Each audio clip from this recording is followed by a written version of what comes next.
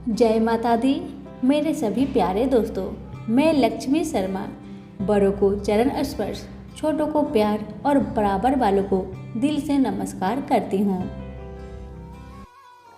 आज मैं सुनाऊंगी 12 मास सुनी जाने वाली चौथ माता की कहानी। एक नगर में एक बूढ़ी माँ रहती थी। वह अपने बेटे की सलामती के लिए 12 महीने की चौथ का व्रत करती थी।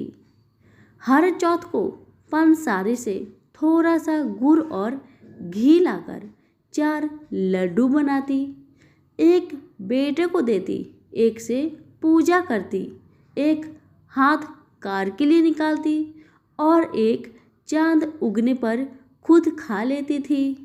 एक बार उसका बेटा ताई से मिलने गया। ताई ने बैसाखी चौथ का व्रत रखा था। ताई से पूछा, माँ तो 12 चौथ करती है। ताई बोली, तेरी माँ तेरी कमाई से तरमाल खाने के लिए 12 चौथ करती है। तू परदेश जाए तो वह एक भी चौथ नहीं करेगी। लड़के को लगा ताई सच कह रही है। घर आकर माँ से कहा, मैं परदेश जा रहा हूँ। यहाँ तू मेरी कमाई खाने पीने में ही उड़ा देती है। माँ ने समझाकर रोकना चाहा, पर बेटा नहीं माना। माँ ने उसे साथ ले जाने के लिए चौथ माता के आंखें दिए और कहा, मुसीबत में ये आंखें तेरी मदद करेगी। वह आंखें लेकर रवाना हो गया। घूमते हुए एक नगर में पहुंचा। उसने देखा एक बूढ़ी माँ रोती जा रही थी और पुआ बनाते जा रही थी। उसने कारण पूछा तो बूढ़ी माँ ने कहा, बेटा, इस नगर की पहाड़ी पर एक दैत्य रहता है।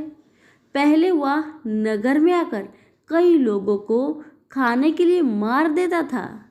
अब राजा हर घर से एक आदमी दैत्य के पास भेजता है और आज मेरे बेटे की बारी है, इसलिए रो रही हूँ और उसी के लिए पुआ बना रही हूँ।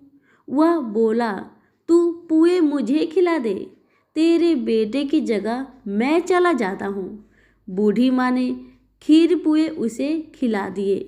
खा पीकर वह सो गया। रात को राजा के सैनिक आए तो बूढ़ी माँ ने उसे भेज दिया।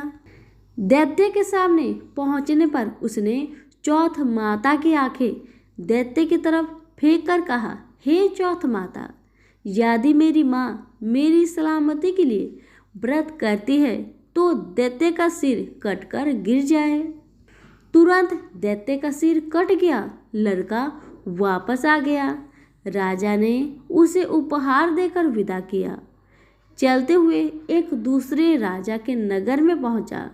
इस राज्य में आवा तभी पकता था जब एक इंसान की बलि दी जाती थी। सिपाहियों ने उसे पकड़कर आवे में चुन दिया। लड़के ने आंखें आवे में डाले और कहा, हे चौथ माता, यदि मेरी माँ मेरे लिए व्रत करती है तो आवा मेरी बलि लिए बिना ही झट से पक जाए। आवा तुरंत पक गया। आवे में से मिट्टी की जगह सोने चांदी के बर्तन निकले। अंदर से लड़का बोला, बर्तन धीरे धीरे निकालना, मुझे लग नहीं जाए। राजा ने उसे निकलवाया और पूछा, इस आवे से तुम बच कैसे गए? लड़के ने बताया कि उसकी माँ चौथ माता का व्रत करती है। व्रत के कारण ही वह बच पाया। राजा को विश्वास नहीं हुआ। उसने एक चांदी की सुराही मंगवाई और कहा कि सुराही की नली से निकल कर दिखाओ, तभी मुझे विश्वास होगा। लड़के ने चौथ माता को याद करके आंखें सुराही में डाला और कहा, मैं भौरा बनूं, सुराही से निकलो। लड़का भौरा बनकर सुराही से निकल गया। राजा खुश होकर राजकुमारी की शादी उसके साथ करवाई और सभी लोगों को चौथ माता का व्रत करने को कहा। उसे माँ की याद आई। उसने राजा के पास जाकर खुद के नगर जाने की इच्छा जाहिर की। राजा ने रथ, घोड़ा, हाथी और खूब सारा दान दहेज देकर उन्हें विदा किया। चौथ के दिन अपने नगर पहुंचा। वह अकेले पंसारी के यहाँ माँ का इंतजार करने लगा। सोचा, चौथ है तो माँ यहाँ जरूर आएगी। थोड़ी देर बाद लकड़ी टेकती हुई माँ आती दिखी। उसकी माँ की आंखों में जाले आने के कारण दिखना कम हो गया था। लड़के ने जानबूझकर अपना पैर लकड़ी लगा दिया। कहने लगा, बलरे फूट काटी, मेरे पैर के लगा दी। माँ ने उसे नहीं पहचाना।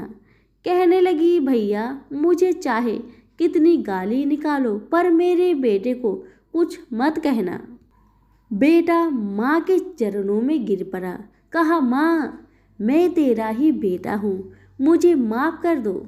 माँ ने उसे गले लगा लिया। नगर के लोगों ने विश्वास नहीं किया कि वह उसी का बेटा है।